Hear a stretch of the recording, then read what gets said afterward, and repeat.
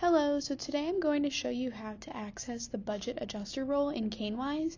So to start, you can use this link to bring us to where we will begin.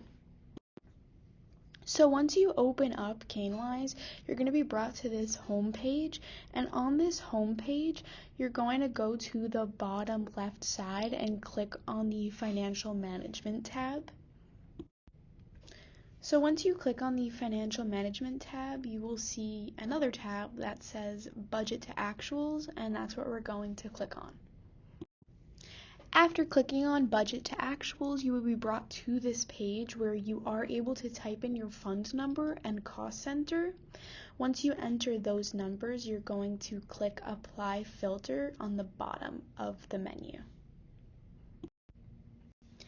After you click Apply Filter, you're going to click Budget Adjustment, which is the blue button on the top right. And once you click that, a drop-down menu will appear.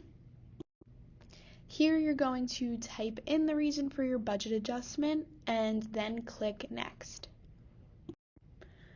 Next, you're going to be brought to another menu, and here you're just going to enter the remainder of the information and then click Next.